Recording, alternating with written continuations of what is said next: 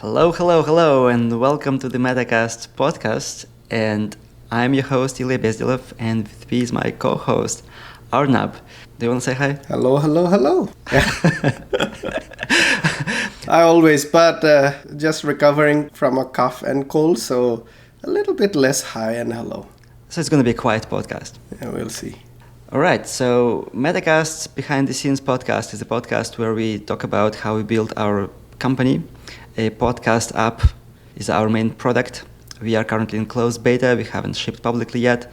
It's going to be the best Postcard ever. Postcard. Yes. the best podcast ever created by mankind. We think so. We've been using the app for a while now in our internal beta. It's an awesome app and we can't wait to share it with the world, but there is still some work to be done. And on this podcast, we share how we build the company. We talk about entrepreneurship. We invite entrepreneurs to talk about their journeys. So, it's a mixed bag about stuff about everything that goes into building a company, which we hope will be interesting for us to listen many years down the line. And if people can benefit from this right now, that's great. But also when we ship our app, this podcast is going to be our community engagement channel, sort of where people can learn about who's behind the app, how they think about building the app. We can discuss customer feedback and all that. So we are taking it really meta and using the podcast as a podcast listeners engagement thing. So Arnab, what are we going to talk about today? You and I are both immigrants in these countries that we live in now. Where else would you be immigrants in? Well, no, actually, I was immigrant in 2 countries. So, so we're going to talk a little bit about our journey so far. And Ilya has reached one of the most important milestones in being an immigrant. So we're going to talk a little bit about that. But before we get to all that, so every few episodes when we start recording, I have this moment, we have this Google Doc, right? Every time we write up some bullet points about what we're going to discuss. And that's the time when I look at it and realize, wow, it's episode 39. And back in January, we knew we wanted to do a weekly one. So, of course, if you do the math, it would be 40 episodes in by the end of September. But it just feels surreal that it's episode 39. It just feels surreal that almost a year has passed since we recorded the very first episode in late October, I think, or early November. And we started publishing them in January. That's been quite a while. Well, that's the reason why I name all of our MP3 files with the output audio with a 3-digit number. So it's 001. This one will be 0039 because I knew we were going to cross into 100 at some point. So, but we still have about a year to go. So this numbering thing will work for about 20 years, you're saying? I didn't do the math, but I think you're right, yeah. 52 weeks per year, so yeah. Remember how we discussed in one of the episodes what would it be like to work together for 20, 30 years? And I think none of us wanted to do the same thing for 20, 30 years, but we were fine working with each other for 20, 30 years. And actually thinking about it, when we started recording, if I think back to last October, to you had done a few podcasts already. To me, it was all new. I have gotten very used to it now, and I really enjoy the process of recording it and then listening to it again, because the first few times that was the recording thing was itself a bit stressful, but listening to it again was really painful. I'll say something now and then I'll clarify it. So you feel yourself like fish in the water. And this is what it means. It's an idiomatic Russian expression, translated directly into non-idiomatic English. It's a thing in English too. Oh, is it? You feel like fish in the water, yeah. I've never heard this in English. But the reason why I brought it up is I've been trying this thing recently. So, I post stuff in our newsletter and also I adapt this to LinkedIn. But I also started taking that from LinkedIn, plug it into ChatGPT. And telling it, translate it into Russian. And then I do a little bit of edits, and then I cross-post this to my Telegram channel as well for my Russian audience, which is much faster than writing this from scratch, right? But what I noticed is that ChatGPT is not yet good enough to translate idiomatic English into idiomatic Russian or any other language, I suppose, which sometimes results in really, really weird phrases, which obviously you would have to correct. And this kind of tied to our topic of immigration a little bit. I knew somebody who would use idiomatic Russian expressions translate them directly into non-idiomatic English, like I just did. And then it would make no sense to anybody except me, because I was the only one, like I could make that connection of what he's doing. Right. So this being Metacast, let's go a bit meta now. I follow you on Instagram, obviously, right? And I see most of your posts are like with Russian words and all. And sometimes they're in the image itself, so I can't translate them. I don't read Russian, by the way, listeners, or speak it for anybody else just casually wondering. Yet, maybe. Well, if you hang out with me another 20 years, you might. Right. Oh, I do love learning languages, and Spanish, I've been doing it for about a year and a half now. I'm okay with it now. Where I can talk like in basic Spanish in casual with people around. Anyway, so the meta part. So I saw your post in Russian, and sometimes if you have actually written the words, right, and it's not in the image, then Instagram offers like C translation. So I did the translate. So what it did was it translated you talking in Russian about how your translations from English to Russian are not good, which was in Russian, back into English, and it made no sense at all. That's because I don't really want to say this, but I would say I'm pretty good at idiomatic Russian, and I've also grown, I guess, pretty good at idiomatic English, especially when I'm writing. That's why the translations don't make sense, I think. It's because those idioms, they are not easily translatable from one language into the other. Right.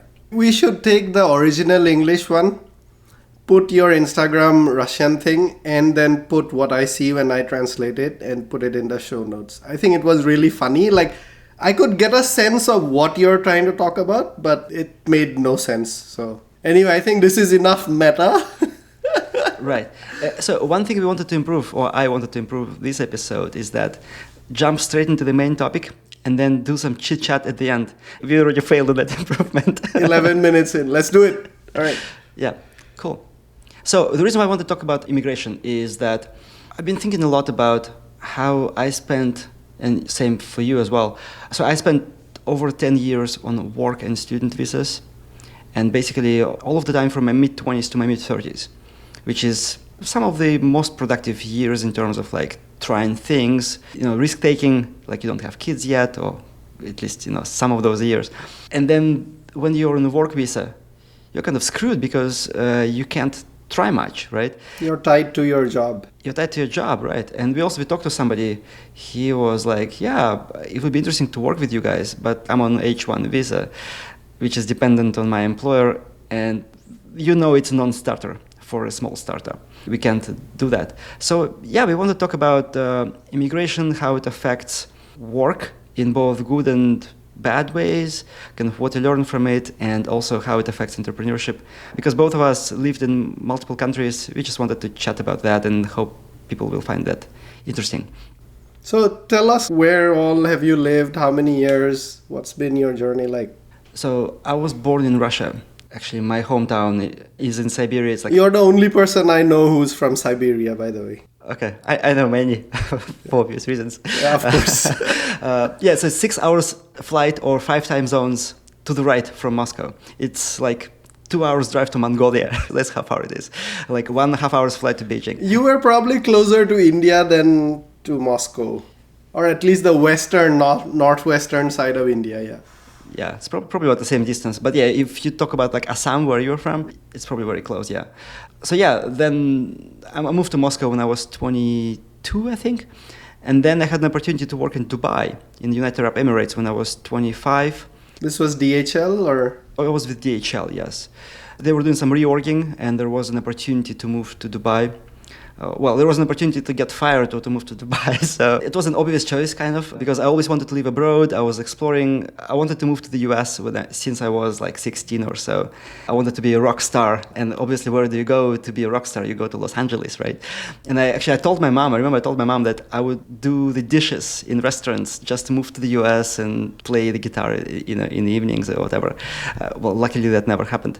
So yeah, I spent a year in Dubai. Then they did another reorg. I was moved to Singapore. So just 1 year in Dubai and then off to Singapore now? Just 1 year in Dubai, yeah. Then I spent a year and a half in Singapore. And are you already married? Do you already have kids at this point, or? I was married, but no kids. And actually, that was a good thing that we were married before moving to Dubai, because we had to do a bunch of paperwork to prove that she's my wife, and we had to go to like UAE embassy to legalize that, because they're very particular about people living together. I don't think actually it's legal if you're not married.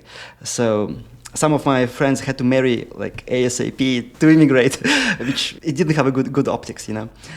So yeah, then Singapore 1.5 years, also with DHL, and we kind of got tired of the weather, and my wife really wanted to live in Europe. So we moved to Germany, to Bonn. So my wife was already pregnant back then. One of the reasons why we wanted to move to Germany, to Europe, is because we just wanted to have a better, more suitable climate for us to have the first child. I think some people would be wondering, wait, so you wanted better climate, so you moved from Singapore to Germany? More suitable for you, I think, yeah. Yeah, the climate we're used to, right? So yeah, we moved to Germany soon after my son was born, my first son. It was 2012, so I was like 28, 29. We spent there almost 2 years. Then I applied for my MBA, moved to the US. That was Pennsylvania, Philadelphia. It was Philadelphia, yeah, I went to Wharton there. And then I started a job at Amazon in Seattle. So I was first on a student visa in the US, and then I got converted into a work visa, H-1B. And then from that I got my green card, and then from green card I got my citizenship. So overall I've been in the US for 10 years at this point. Nice. Yeah. What's your journey? So in India, I spent the first 17 years or so in the place that I was not exactly born in, but the same state, same province. We moved around quite a bit. My dad had a job that... Anyway. But then after that, I went to study in southern part of India, then worked in a different city in India, Bangalore. And then pretty quickly, within a few months, I moved to New York. And I was working for Infosys for Goldman Sachs. Were you on H-1 visa? I was on an H-1 visa, yes, the first time, yeah. And then after about a year, I got tired of the banking stuff and I wanted to do something else, got a job in Amazon as an SDE1, and I moved to Seattle, still on H1. And after a few years, I was like, okay, I want to do something entrepreneur-y. I didn't know exactly what, and that was not possible to do on an H1. So me and my wife, we both wanted to do that, right? And we were both on H1s. So we moved back to India, and we both worked at very small companies. She worked in like a 4-person company. I worked in like a 8-person company or so. And spoiler, we will have people from those company on our next episode, right? Yeah. Although I worked with them only for a few months, I primarily was contracting for a startup in DC while also helping out small projects and all that there. So we already had like our daughter. She was 6 months old when we moved from Seattle to India.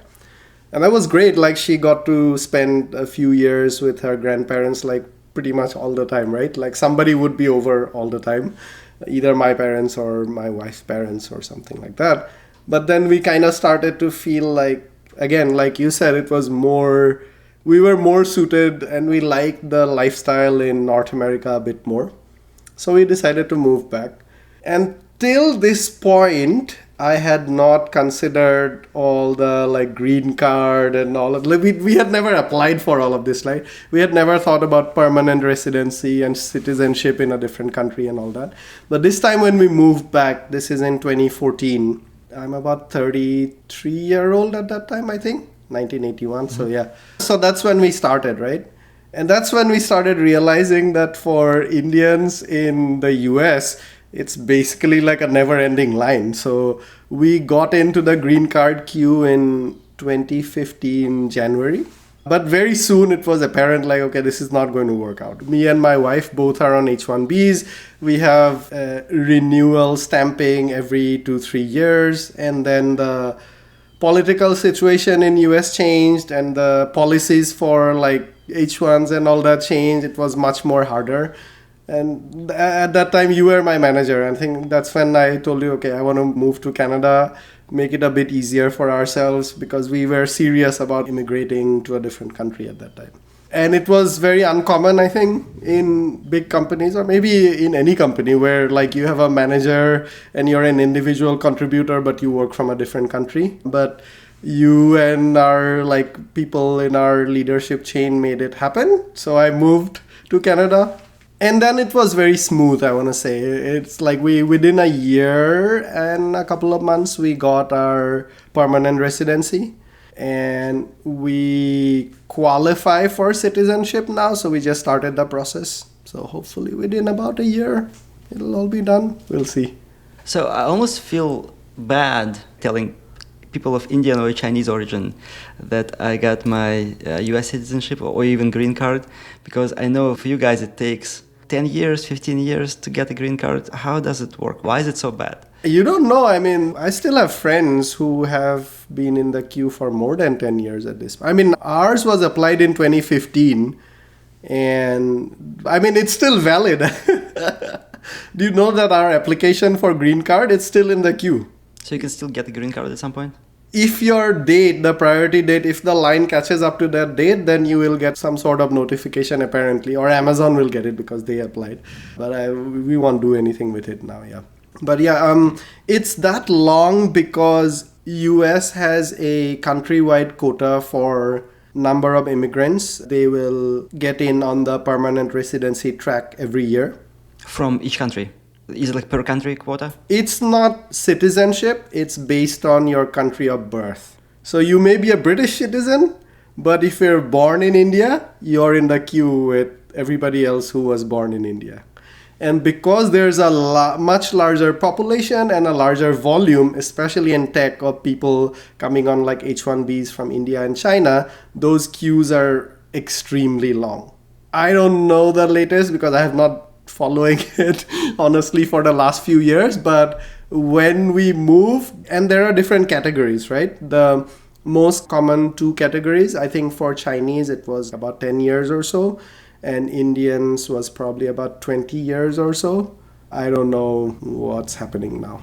This is pretty incredible because I didn't have to go through any of that. Things took time, but the same time as, let's say, anybody from Germany or Britain who were not born in India. So it was fairly quick by, I guess, your standards, but still it took a long time. And one of the things I want to talk about today is just how being in a dependent situation affects your psyche and risk-taking appetite. Because when I was on H1, actually let me start from when I was on work visas. When I was in Dubai, the reason why I got moved to Singapore is because the company was doing layoffs and it was closing the office there.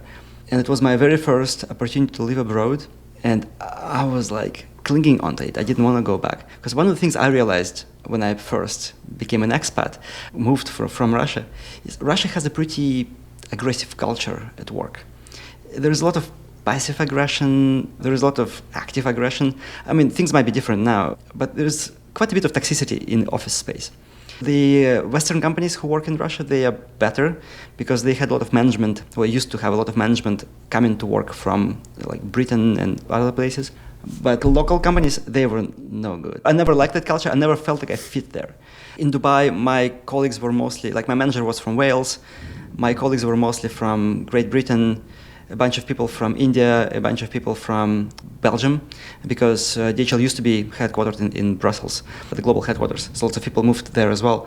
And that culture was so nice and polite, and things were getting done without having to like backstab each other. So I almost felt like this is my kind of culture because I've always been like that. But in Russia, it never sat well with me, working in Russia. And then basically when they announced layoffs, by the way, that was almost a poster child for how to not do layoffs. So what happened there? So it was 2009. So they moved an office from Moscow to Dubai at the onset of the financial crisis, when it started to pick up steam. And then they realized they made a mistake, and they actually don't want to pay for an office in Dubai. So they moved everybody around March, April. Some people came in May. And where did all these people move from? They shut down an office in Brussels, and they shut down an office in Moscow. And I think there were also people from other places who wanted to work. Okay, but these people didn't come from Singapore to Dubai and then move back again to Singapore. No. Okay, they came from like other places. there were people who uprooted their lives in places like Belgium and places like Moscow. There were a few people from Bahrain, as far as I remember, because they wanted to consolidate all of those kind of smaller regional offices into one place in Dubai. So they decided to shut it down. And somebody from Singapore flies in and said that now this region, this EMEA region, which included North Africa, all of Africa, Middle East, and parts of Eastern Europe, we are going to combine you with the Asia Pacific region. And we are going to reduce this office by 50%. And then he flies back to Singapore. And then for about a month, you can imagine, like, no work gets done because everybody just freaked out. Morale is gone, yeah. Morale is gone. Because, like, people just moved there. And, like, everybody is in a work visa. And everybody, like, sold their places, sold their stuff, bought cars. And also in Dubai, you commit to rent for 1 year and you actually pay upfront for a year. The company paid for us, but then, like, a company deducts from your paycheck or something. I don't remember how exactly it worked. But it's like, it was not clear how that all is going to work. Like, I just bought a car. We just got a contract for a place. And I'm, like, happy. And this guy comes and tells, like, it's all going to go away at some point. And you don't know if you're going to be fired or not. And then a few weeks later, they come back, and this is what happens. So imagine an open office where everybody can see everybody. Our operations group was just like half a floor, so you can see pretty much everybody who works with you. And managers, let's say my manager would come out of somewhere. He would come to one of my colleagues, his direct reports, and say, hey, we need to talk. And then this person is walked to another room where the SVP of Ops at the time tells this person that they are being laid off. These are the conditions, sign these papers, right? And then that person is walked back to his desk or her desk, and the security is there. And then they're told to just grab their clothing, their backpack, whatever, leave everything else on the desk without even being able to say goodbye. And they are walked out of the building. And you can imagine, about half of the people are getting fired, and everybody sits there and watches this happen one by one. So compared to layoffs that happened, let's say, at Google this year or at other places. Which was also a shit show, but different kind of shit show, yeah. It was a different kind of shit show. At least, like, you got an email and, like, you're gone, right? Well, not everybody, apparently, but yeah. Yeah, but that felt like a torture because you just see this happen one by one, and it's not nice. This is like movie shows. I think it was in The Office or Office Space, one of those movies. There was a thing like that where two management consultants come in, interview everybody to figure out, like, who's a good fit, who's not a good fit in front of everybody. It was very stressful, I can imagine. Yeah, the reason why it's related to immigration, right, is, so I'm sitting there, I'm thinking, okay, I might just be laid off. And my visa will basically expire because it depends on my employer. Like, what am I going to do? I've just changed my life a few months ago. What am I going to do? And that has always been at the back of my mind. For 10 years, I was on work visas. So it's like, I want to try something new. And, like, you can't because your immigration status doesn't allow you to do that. Or, like, something shitty starts to happen in the economy or in the company. Or even, like, in your job, and you're like, fuck it, I don't want to work here anymore. But then you're like, but where are you going to go? And then you just, like, swallow this and just persevere through stuff that you normally wouldn't go through, right? Yeah, so that's my kind of story. We have talked about your moves from Dubai to Singapore, but never at this detail. This resonates with me a lot. Like, I continuously am amazed how similar our life paths have been. Because I'll tell you what happened in that financial crisis with me. Although it wasn't like this, I got a really lucky break out of that. So, like I said, I was working for Goldman Sachs in New York. This is around like 2006.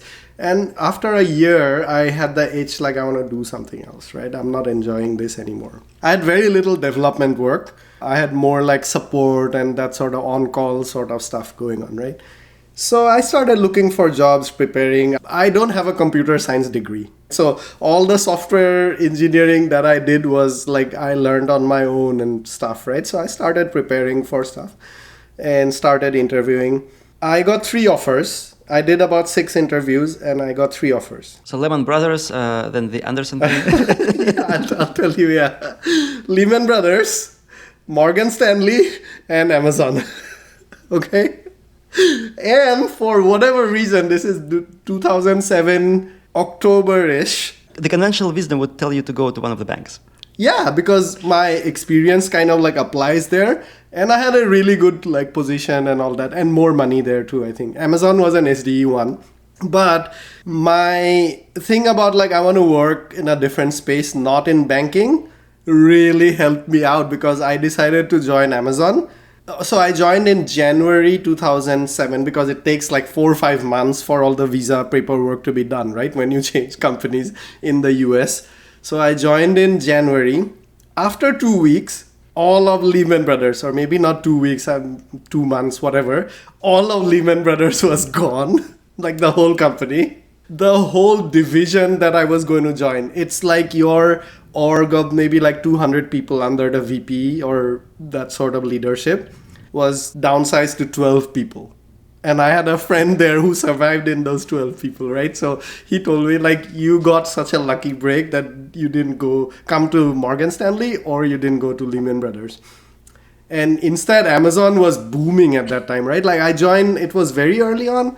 I think we maybe had like 200 or so engineers only at that time. In the whole company? In the whole company, yeah, like Amazon. Wow. I was in the original, the Pacific Medicine, the hospital building. You know where Amazon started? Is it a building that's like on a hill that you can see from I-5? It's on Beacon Hill. Yeah, it's like oranges, beautiful looking. It's a hospital and Amazon shared some space with them. That's the building I started in. And I loved the culture and I grew so much with Amazon, learned so much. But yeah, it all was thanks to a lucky break during the financial crisis. This is why it resonates with me because our life paths kind of completely changed because of this event that we had no foresight into, right? Like we didn't know that this was going to happen. When you moved to Dubai, you didn't know that this was going to happen. And when I moved to Amazon, I had no clue that like the whole world is changing. Right. And sometimes you just have to relax into changes and just let them happen. Anyway, yeah. But I think ultimately what you said, the limitations of the visa, like I always had this entrepreneurial thing. Like I didn't know what I wanted to do, but I knew that I wanted to do something of my own. I think it's a good plug for our episode 24, part 1 and part 2, where we talk in detail about our entrepreneurial journey. Yes. Yeah. But it was impossible, especially you have to get to like permanent residency in a country to be able to work on your own in most countries. It's like illegal, actually, in most countries, to do something on the side when you are on an employment-based visa. Right. And so I didn't see a path there. Like we discussed, my path to green card in the US might have taken 20 years or so. We don't know. I think a move to Canada was good. I kind of always knew that I want to do something on my own, but once we got the PR and we talked about it in episode 24, part 1 and part 2, I got promoted to my level of incompetence in Amazon. Once those two things happened, I figured out, okay, I really want to build something of my own and do hands-on and all. So, yeah. I actually am remembering when I got my green card and I'm like, okay, now I'm a free person. I can do whatever I want work-wise in this country. But then it was like, I think 10 years of being on a work visa and a student visa, they've fostered that mentality of like coming to peace with like, oh, I can't do anything. So it's almost like a victim mentality, right? Where you can't, therefore you don't, and therefore that's the way things are. Right. You mentioned very early on that it changes your risk appetite. I want to say it actually removes, there is no risk appetite. Yeah, you start to optimize for not taking risk because otherwise your entire life might change. It's not just work anymore. It's like your family will get sent back home. Your home country, like kids are in school, all of that. It's, well, worst case, you also have a mortgage. It's not fun. Actually, part of the story in Dubai that I don't tell as often, I bought a car. I had a dream car in mind. I really wanted a Mustang. It was the orange Ford Mustang GT 2008, I think it was, 2007. My favorite kind of model year. Loved it. I bought it a couple of weeks after we moved to Dubai. I really wanted that car. I hunted for that car. And then this whole thing comes. It's financial crisis. I can't sell the car. Nobody wants to buy it. And people who come, they're kind of sketchy and they try to buy it for half the price. And then I need to move to Singapore and I don't know what to do with this car. I have to pay it back because I have a loan in the bank. So what I had to do is I actually borrowed cash from my boss to pay back the bank. So I'm no longer indebted. And then I found somebody who bought a car for 60% of the money I paid for it just a few months ago. And the money was just enough to pay my boss. I lost all of my money that I had to put into this. And that was a big lesson in terms of if you overextend yourself financially, it might come and bite you back in unexpected ways. We talked a little bit about the financial independence path in episode 24, part 1, part 2 also, but generally speaking, I feel like you are still, even with these experiences, you take more financial risk than I do. Like, I'm almost a conservative when it comes to financial risk, and I'm amazed, I'm impressed by like how much risk you are able to take in. But like you said, I think you have to take these kind of risks if you want to do something big once in a while. Right, yeah, absolutely. And I think a car is not worth the risk, for sure. Even actually right now, the car I drive right now, if I was buying a car now, when I'm already an entrepreneur, I would have bought a cheaper car. But because I was buying this car when I was still employed by Google, I'm like, okay, so let's just go for a fancy one. Anyway, we talk a lot about that in episode 24, which I think is one of our best episodes in terms of like insights of how to become an entrepreneur. We'll end this thing on a positive note though. I would say being an immigrant in a country is hard. You and I don't want to speak for you, but my path has been well trodden. There's a lot of people in tech who have moved from India to US and to Canada. So there was a lot of like experience to lean on, internet forums and all that to get advice from. Having said that, I think there's a lot of people who move, and like being immigrant in a new country is not easy. Right? US and Canada, if you're already English speaking, you've already solved a huge part of the like challenge. But there's all these other like banking and everything, all the little details. But I think living in a different country or multiple countries changes your perspective on life itself. And that's the thing that I'm most grateful for, is meeting people from different places and seeing their perspectives. And I actually recently did a post on Instagram where I took screenshots from the map. So when I was a kid, we would drive to this lake Baikal, which is about 70 kilometers away, about 45 miles. It felt like a trip when I was a kid, right? And then there was another thing, a different place in that lake, which was about 4 hours drive, 250 kilometers. And that was like a whole adventure to go there. And now, like this last weekend, we drove 500 kilometers north of Florida, and it just felt like a weekend getaway. And then I kind of zoomed out on the map, and it just shows, by US standards, these 500 kilometers is just nothing. Oh, I saw that post, yeah.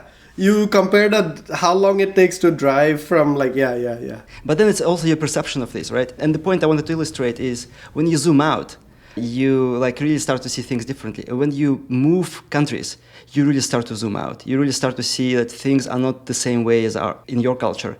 And like we were talking about the idiomatic language kind of thing, right? You really start to see things differently. Even like learning different languages, it changes you. It changes you for the better, I think, for most part. It breaks some people, though. Some people just come here and like, no, nope, and they go back. And some people stay here and they adjust and they assimilate, and then you become a whole different person in a way. Yeah, even for people who don't like it and they're like, oh, I don't want to be here, I do think they may not realize it, but it does change the way they think. Well, by actually going somewhere and discovering they don't like it, they are becoming more aware. Yeah, of what they like and otherwise it would always be a regret, right? Like, oh, I never moved there, I had the opportunity. And I know many people in my parents' generation who are like, oh, I had the opportunity to move to Australia or New Zealand, we never did it, and we still talk about it. Anyway, yeah, cool. So let's move on. We don't have much time. We have a hard stop today. What are you reading and listening to? What do you recommend to people right now? Oh, okay. So I actually want to recommend 2 podcasts. So one of them is Mark Andreessen on the Huberman Lab podcast. It came out maybe in the last few weeks. maybe a month ago. So sometime in late August or early September. It's a great episode. I always keep surprised at how fast Mark Andreessen talks, especially when he gets excited about stuff. But he makes these really nice connections between history and science and all that. I totally enjoyed that episode, what he talks about AI. And I mean, I won't spoil it. It's just a great episode. I think I listened to about 30% of it and then I switched to something else. It's still in my continue listening list, so I'm going to go back to it. But it is a very dense and long one too. In what app do you have continue listening? In our app, of course, the continue listening section in our app. Oh yeah, that's such a great feature. So the other episode, which I'll say really quickly, I went to the Avenged Sevenfold show a couple of weeks ago. It's one of my most favorite bands, an amazing heavy metal band. Like, people are actually my and your age, so it's kind of unusual, I guess. I think you and our James, you were the two people who introduced me to Avenged Sevenfold. I love them too, yeah. Probably. Actually, these are the guys who listened to Metallica when they were growing up, because they were our age. So therefore, actually, their style very much resembles Metallica, but with a lot more color that they brought. So as I was driving to the show, I listened to an interview with their vocalist, Matt Shadows, on the podcast called Talk is Jericho. And the meta point I want to make here is, like, how awesome is that to be able to find an interview with the band member that you're going to see in an hour, and you just like listen to this guy talk and get more context. You know, it's like when you go to a museum and you enjoy art, you're really only able to enjoy it if you really know the history, the context that the artist was in.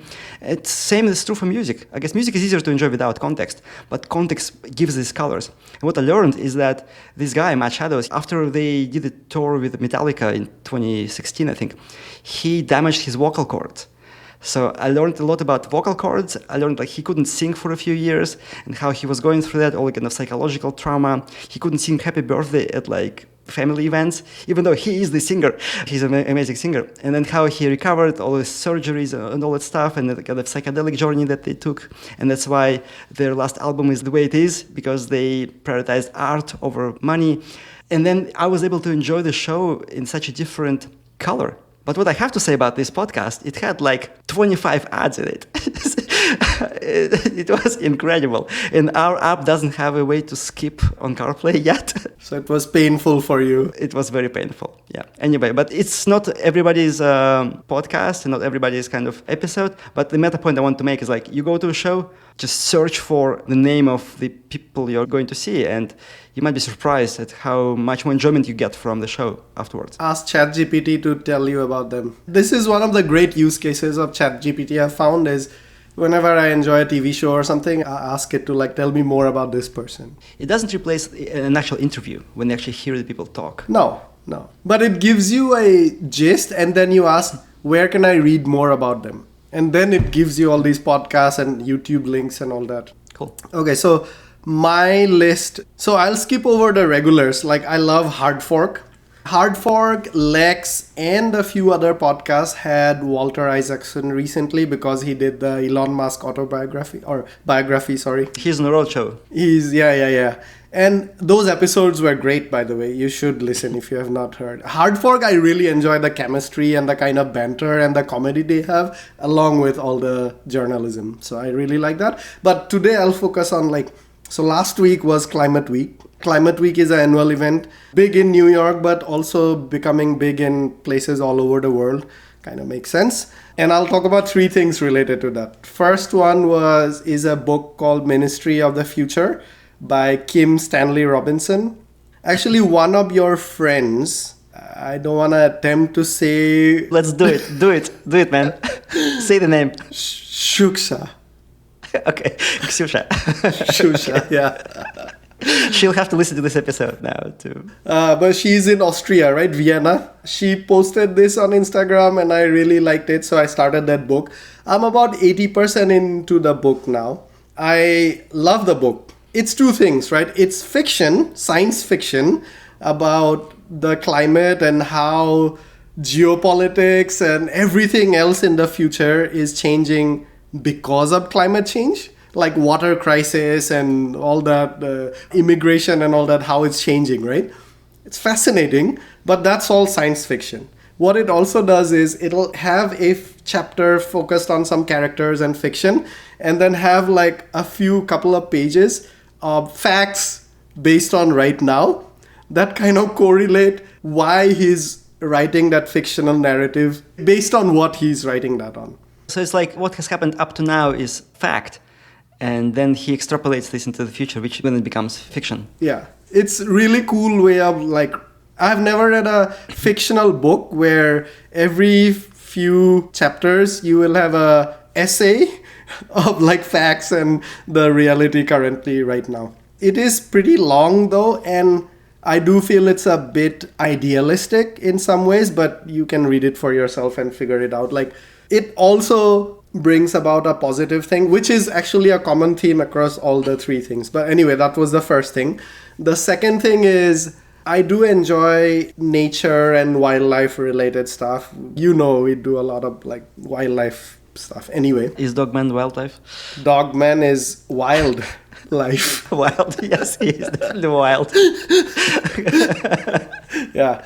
Anyway, but I don't generally enjoy the new trend of nature and wildlife documentaries, which are very sensational. Like this polar bear dying on a piece of ice in the Arctic, therefore everything is doomed kind of stuff. But not just that, the story, but the way it's presented itself. It's like, you know, those History Channel kind of like, and then next up, what will happen next? I don't enjoy that. So there's this new National Geographic show called Animals Up Close. It's on Disney Plus by Bertie Gregory, a British like explorer and photographer and all that. It's amazing. You have to watch this.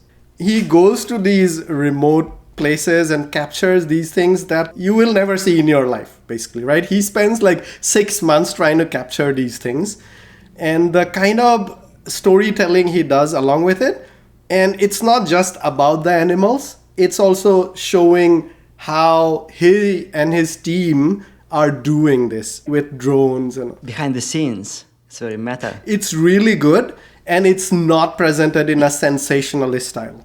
It's a very, very easy listening style. But one common thing where he keeps talking about is how this is not going to be possible to see like in a decade. Wow, yeah.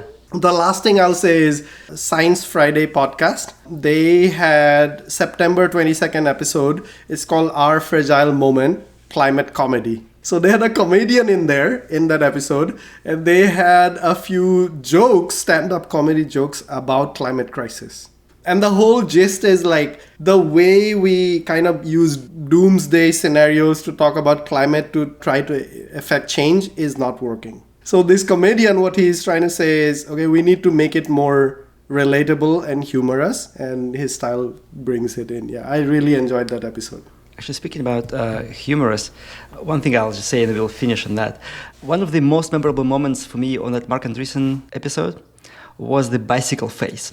So in the 1800s, people were so afraid of the bicycle giving women freedom to go to other villages and marry men from other villages, so that the magazines in France of that era, 150 years ago, they invented a thing called bicycle phase, which is like when you pedal very hard on a bicycle, your face kind of becomes, it's almost like an agony, right?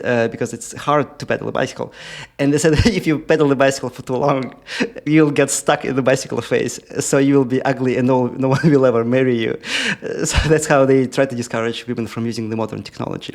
And Mark Andreessen makes this thing about how there will always be people who are against the modern developments. And for some reason, I feel like it ties into climate change, but we are out of time. We're out of time in this podcast, but we are not yet out of time for the world. Anyway, cool. All right. See ya next week. Bye-bye. See you. Bye-bye.